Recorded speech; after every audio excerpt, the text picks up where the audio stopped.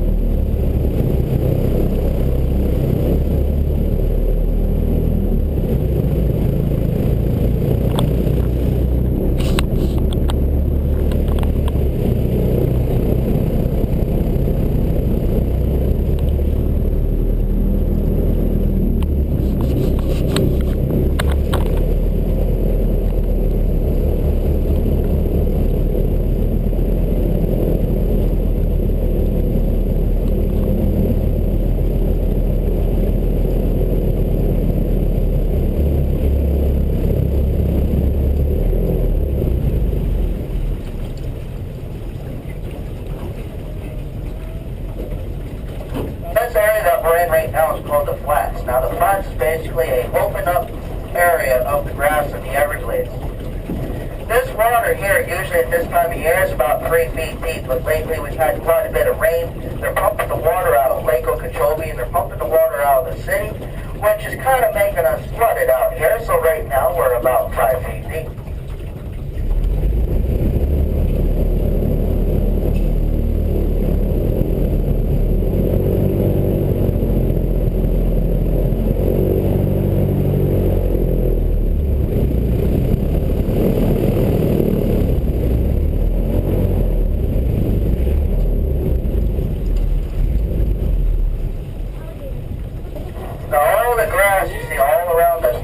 Cattails. Now cattails, they're very important. They act as a natural filter. They help filter out all the bad microorganisms out of the water. Now you might be looking at this water going, boy, this guy really hasn't been looking at the water lately, has he? Well, if you took a glass cup, dipped it in this water, it'll be crystal clear. What gives it that dark color look is the muck and mud that's on the bottom reflected to the surface, and that's what gives it that black water look.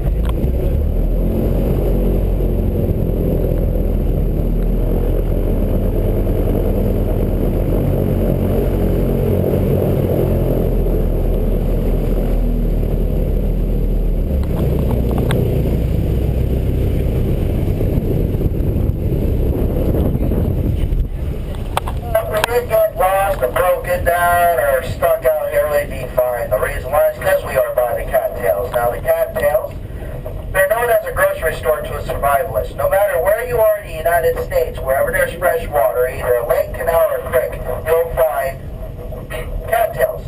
Now, the reason why I call them the grocery stores is because you can get everything you need from them to survive. You can make things out of the leaves, such as hats, baskets, shelter, and rope or cordage. If you're hungry, you can eat the base of the leaves, the white part. It tastes okay. Don't eat it too far on the grass, though, because it starts getting really fibery and really starts tasting really, really gross. If you're really hungry, you can eat the root of the cattails by boiling it and eating it just like a potato.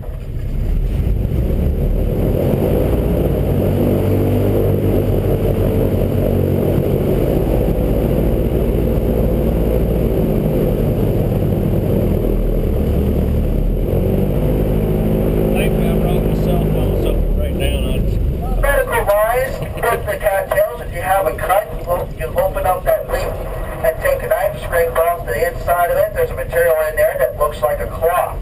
You can use that as a band-aid. Now, if you have a toothache, you just take the whole plant out, split it in half. In the base, there's a yellowish liquid. You rub on your tooth, it'll numb your tooth up. So you can either pull it out yourself, or if you're lucky enough to get back to town, you can have a dentist do it for you.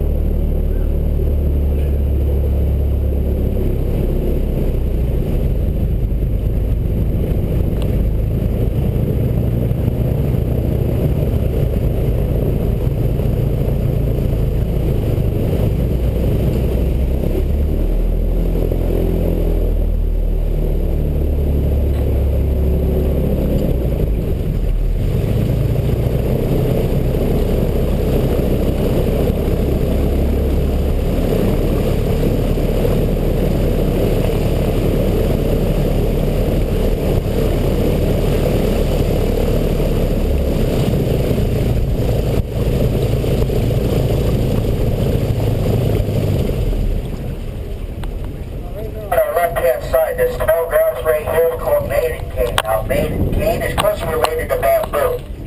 So if you're ever out here and you need a nice straight shaft, all you have to do is you cut this down, pull all the leaves off, and you got a nice straight shaft that you can use as for an arrow shaft, or a light spear, or even a fishing pole. Let me tell you what, they make a perfect fishing pole. This is actually the best place to do that too, because you cut it down, you take the leaves off, you got the pole part, all the cattails right here, you strip down very thin, you make a nice little cordage out of it, a nice fishing line, and then you walk around the shoreline, you'll find some old snail shells, or even some sticks, and you can turn it into a nice fishing hook, and there you go, you can start doing some fishing right here.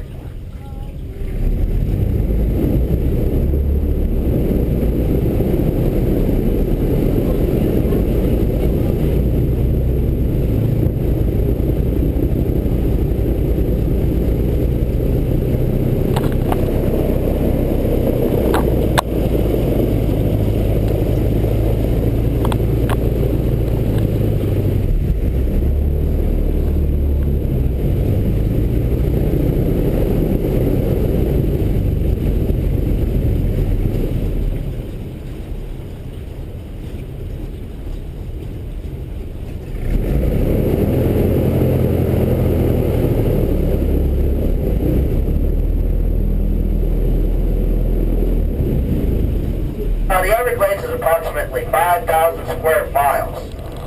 That seems kind of big, but it used to be all of South Florida, but once they built these canals, it turned it down to 5,000 square miles.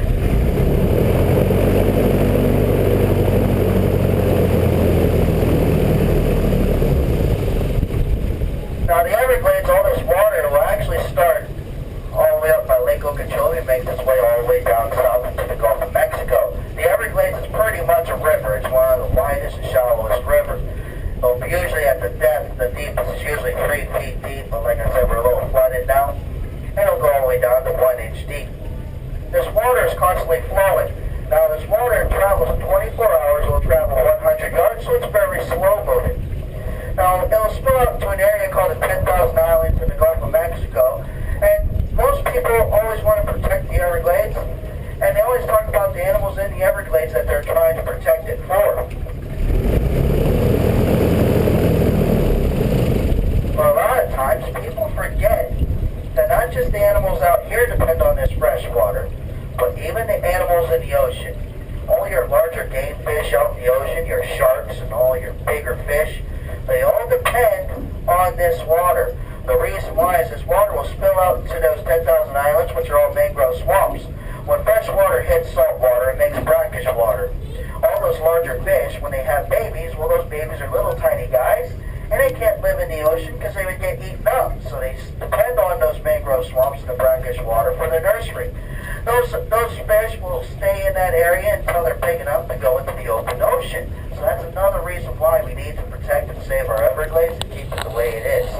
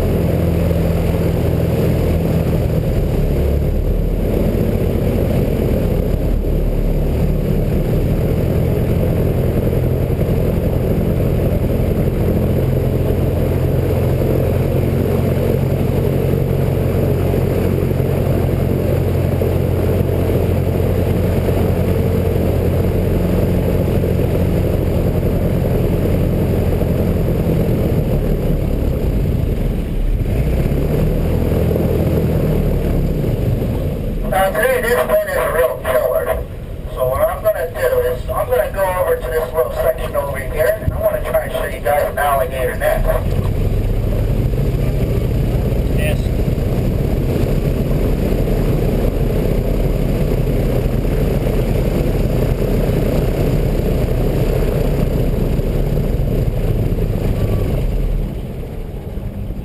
Now for the left-hand side, this corner right here, I'm going to try and get this boat to go right around the corner. And as I go around the corner, you want to look on the opening. And in that opening is an alligator nest. Basically, it looks like an old mulch pile or even a mud island. And that's where the alligator nest every year. Same female uses the same nest each year. At least that's what the airboat captains told me. I just started becoming an airboat captain, so I haven't seen her nest here yet because I haven't been here that long. I've only been here for about a day or two now. Just started driving an airboat. So what do you guys think so far? There's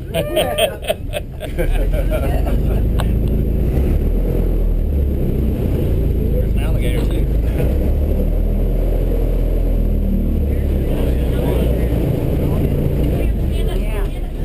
You're opening up a nest right there. But if you're looking straight down the shoreline, there's a big alligator right there in the water as well. Right there.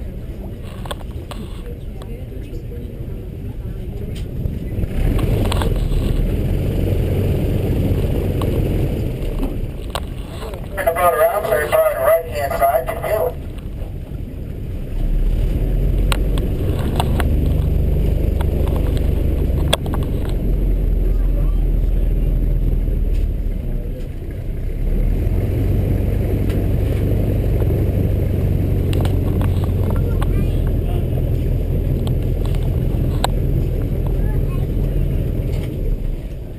Easier to hold it this way because the wind is in our nose, so I can just power up just the right speed to try and hold it one spot. But we're heading towards the alligator, so I don't want to spook him, so we're going to keep on driving a little away from him.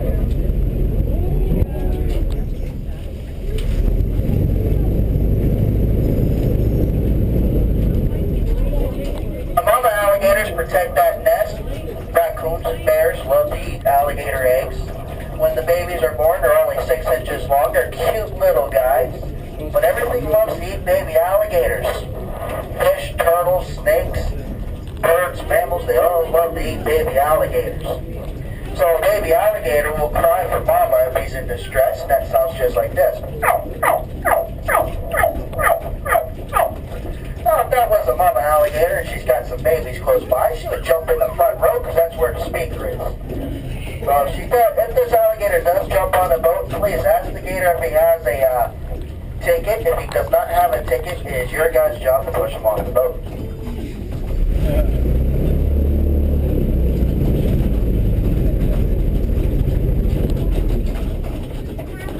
So we're going to let this guy kind of cruise right where he's at. It's probably a little chilly for him, but what he's probably thinking about doing is he's going to maybe go up on that island right there, the nest right there, and try and get some sun, what's little left of the sun today on this cloudy day.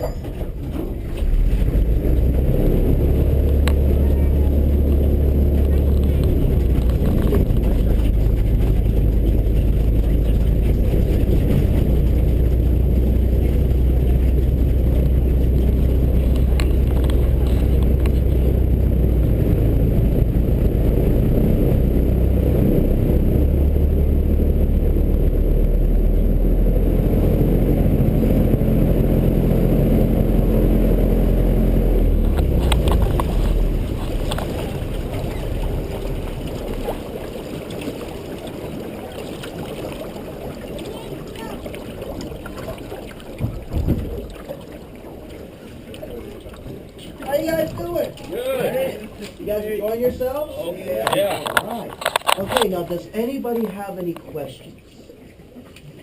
Do you speak French? Nope.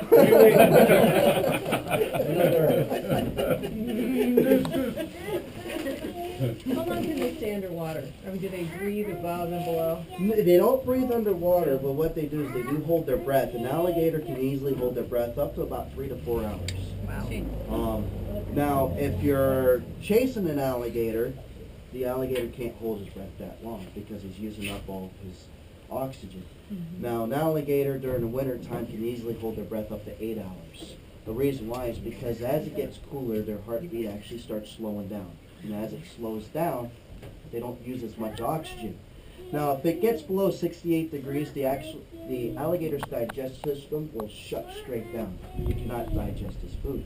Everything in his body slowly starts stopping. So all that's left when it gets too cold is the brain and the heart. And all it does is just pump that blood through the brain to make sure it doesn't die. But then eventually, if it does get too cold, then the brain shuts off and that's it with the alligator. But they're really amazing animals. These alligators here, especially if it gets too cold, they have caves that they go underneath to hide in. If you go more north, you can find alligators all the way up in South Carolina. Now, I always thought, you might see maybe 1 or 2 alligators up there. No. I just visited South Carolina not too long ago, and there's alligators everywhere up there. And I'm thinking, heck, it snows up there, you know, you're not going to see that many. Nope, there's a lot of them out there. So they do hang out even when it snows out. They do kind of come out a little bit, but not as much. What's too cold? The water temperature? Or The water is usually warmer than the air, so they're not going to come out. Like on a day like today, usually you guys are very lucky to see the alligators we did. Most of the time on a day like today, because it's starting to cool off, and it's really windy and the sun's not out, so what they do is they like to stay hidden underneath the grass. All the cattails you see, that's not land. Those cattails are actually floating. That's all water. So if you go over there and try and get on those cattails, you kind of have to like lay on top of them to kind of distribute your weight. But if you go through, you can go right through and hit the bottom. So you'll be soaking wet. How many eggs do they usually lay? They usually will lay about 30 to 60 eggs. It takes about 90 days for them to hatch. And the eggs are usually about this big, and they're leathery and white. Now, the neat thing about alligator eggs, let's just say you got a nest, okay? And you go, well, are these eggs any good? So what you do, you open up the nest and you look at the eggs. The eggs will actually, if they're any good, they'll have a white band that goes around the egg. Okay? I mean, it's pure white. The eggs are white, right? But they're like an egg show white, but that band is actually white, bright white. As the alligator grows inside the egg, that band gets bigger and bigger and bigger. Once it's almost completely white, you know that alligator's about to hatch.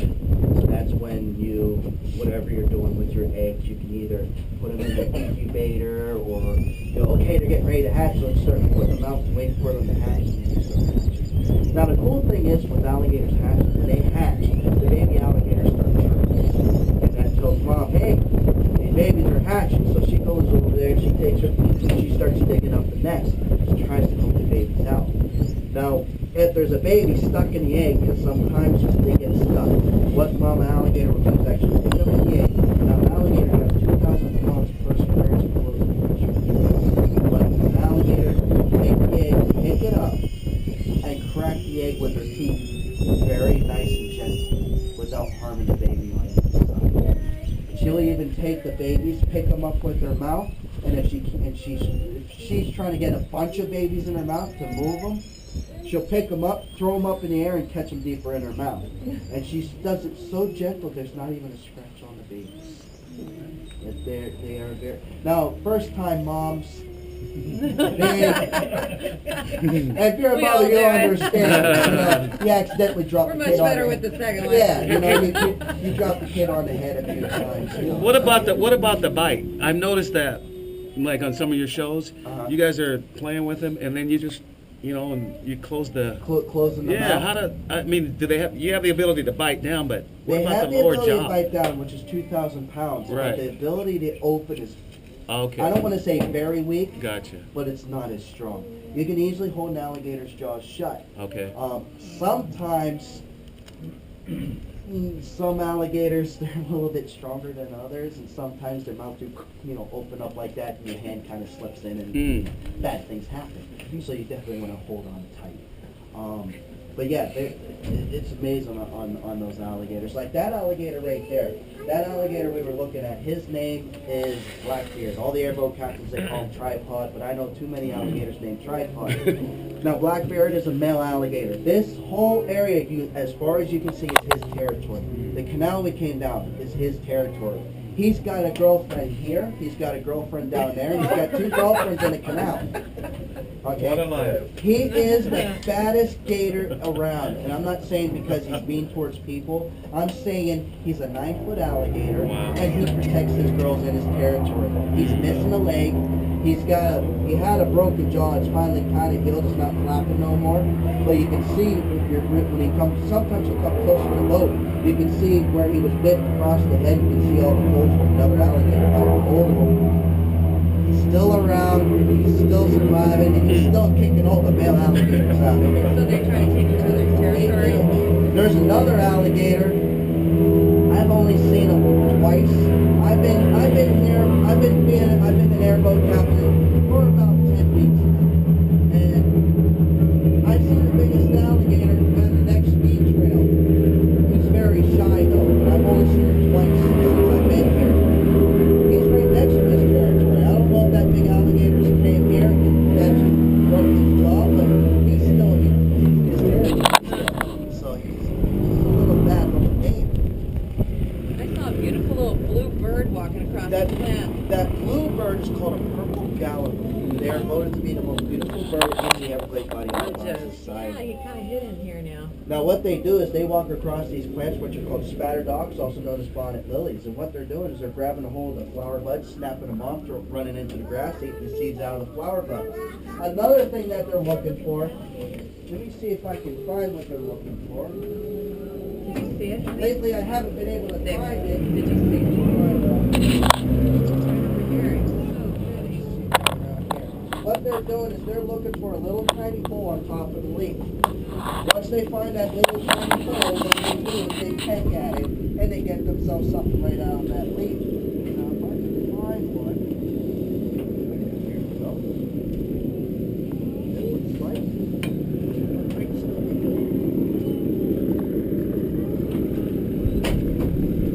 Okay. You take a look. You see this one close up. See a little tiny hole on top of the leaf?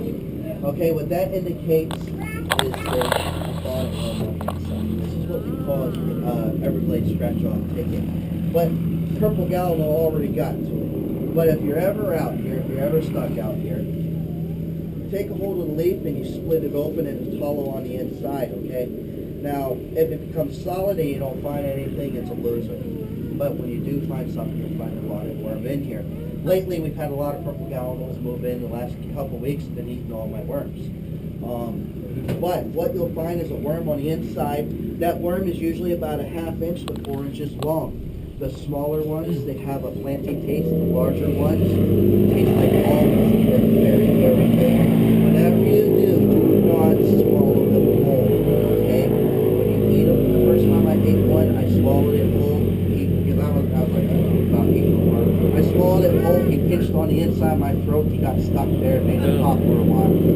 So what you want to do is you put them in your mouth and you chew on them. They explode the flavor in your mouth. The larger ones that taste like almonds are my favorite. They're a little more crunchier, and they're no, I'm not. Are they?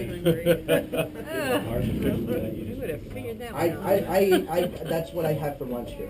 Oh. But lately, since the purple gallinals, they get a whole bunch of them, they've been making me mad because they're eating all my worms. Keep your hands in the boat. I know. All right. Now, just to let you guys know, at the end of the show here, or the boat ride, we're going to go back to the dock. And what you want to do is you want to go on top of the hill. You're going to look for a sign that says Alligator Show. Okay, you go through that gate, you walk down the steep ramp, and there's going to be a guy down there. I don't know who's working down there today. So far, I did see a few people down there. I saw a guy named Paul down there. Up there. And down there, He's crawling up on the island. Is Sorry. he going up on the Yeah, island? he just walked up there. Oh yeah, there you go. Yeah. So is Ashley going to be there? Ashley's here on Sunday. You're all about it, Ashley. He's teaching her. But they're going to be down there. They're going to be in a pit full of 17 alligators. He's going to do a show for you. Okay? After the show, don't leave. Because what they're going to do is someone's going to pull out a small alligator, let you touch it, and possibly hold it. Some ladies look at me crazy and say, I ain't going to touch that thing. Trust me. Go up to the alligator, touch them on the side or even underneath the neck. They're very, very soft animals. Any girl I get to touch the alligator that didn't want to touch it, she will not stop touching the alligator. So, they're very, very soft animals. Now, the guy down there, he's also going to go, hey,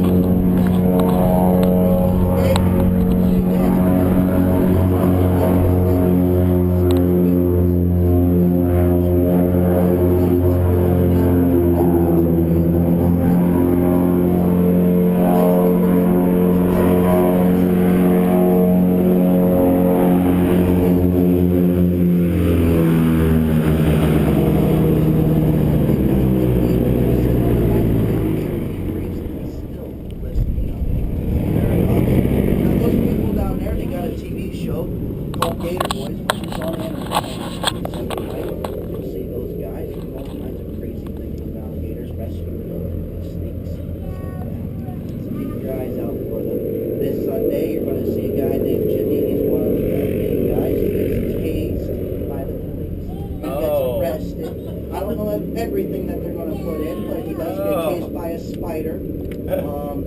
It's a crazy time. They even shove alligators into a hotel room, which it said no pets allowed. So, You guys are getting up now. you guys are going to see quite a bit of a funny show tonight. Keep your eyes out for it. Is there any questions before we start heading out? Is there a python problem in this part of the field? Well, the python problem, we had a really big problem down at Everglades National Park. During Hurricane Andrew, it kind of blew out some baby pythons out, and they got to be about 6 to 8 feet long. They were finding them. They found out they were all related because they came from the same facility. The cold freeze we had come through kind of wiped them all out. Okay? There was only a few stragglers here and there. But the state did something they thought was a good idea, but turned out it was a bad idea. They came up with a law saying you cannot own any large pythons. No Burmese pythons, no anacondas, no retains. Well, guess what happens when people find out it's against the law to have something that they've had for many, many years? Okay? Millions of people have these snakes. okay, now they're afraid of getting arrested or thrown in jail or getting fines. They call zoos. Zoos goes, hey, we can't We take don't any need more any pythons. So what's the next step? Let them go. Let them go. Just last year alone, just a few months ago actually, I caught a 12-foot Burmese python coming up into Holiday Park. I caught a 4-foot red-tailed boa and a 3-foot ball python. How do you catch them? You just go up and pick them You mean they're on ground or they're sitting right on the road. As you're driving down the road, it's very funny. If you're out looking for snakes, okay, you're driving around, I've done this since I was little. You drive around out in the Everglades or wherever. You go down a dirt road or any road. When you look for snakes, you're driving, what you want to look for is a straight line that's going across the road. When you see it, you stop your car, you hit your brakes, because you're probably going 80 miles an hour. So you hit the brakes, you skid to a stop, and then you jump out of the car and you run up, and the snake just sits there and you walk up and pick it up. You weren't afraid to pick it up. No, they're just snakes. They're not venomous. Yeah, they don't. Pythons are? Pythons Yeah, they are don't. not They're not venomous. venomous. But they have teeth this long. Yeah, and they Anacondas are can in. choke you and strangle you. So know, they can yeah. wrap you, Yeah. they can Yeah. try and kill you. If you know what Try. you're doing, you can be okay. Did they- Actually, we got a big fan right here on the corner here. He's been watching the show Gator. A little Boys. bit. Ah. It's either going to be the 6th episode, or if they give us some more episodes, it'll probably be the 10th episode. There's going to be an episode where I do catch a big python in someone's garage, and it did not turn out nice. So yeah, Right. I don't know if they're going to blur it all out, but it was a bloody mess. So, Oh, and wow. don't worry, the snake Yeah. the snake did not get hurt. But yeah, they do bite, and the teeth are about this long, and it hurts. So Gator Boys is something, you guys are basically getting in trouble with gators. Is that We the show? we rescue alligators. You rescue, but then you put gators in a hotel room. You got. They kept telling me it's just a show. It's just a show. I'll kind of explain real quick. Basically, the whole thing is before it was even a show, what our main purpose is we're volunteers. We go out and we rescue alligators or nuisance gators. A nuisance alligator always gets killed. We don't want to see them die. So what we do Somebody's is backyard or something. yeah. Okay. So what we do is we try and find them homes once we catch them, or we buy them. Now what we do a lot is we actually buy them from the trappers before they kill them, and we find homes for them.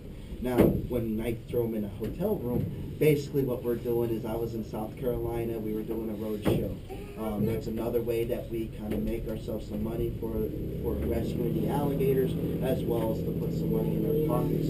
Because doing the alligator shows and stuff here, all that money's in volunteer work to rescue the alligators. So this is my job here, an airboat captain. But on my days off, I get to help rescue alligators. Perfect job for you, didn't you? Yeah. Originally I was a plumber. And then the economy kind of went for a crash, and I was wrestling alligators on my days off. And so hear that every day. I know. the airboat captain people, they go, hey, Wrestling alligators. if you don't have a job, why don't you drive an airboat? Because every time I was at work, I was going, man, it's such a beautiful day. I wish I was in the Everglades. Every day I would say that. And now I don't even have to say that no more because I'm on it. Look, yeah, you're living your passion. Awesome place to work. All right, But you're folks. good at it. But we're going to go ahead and see what else we can find. But keep an eye out on that show. You'll like it. Oh, I think I will. I've seen it before.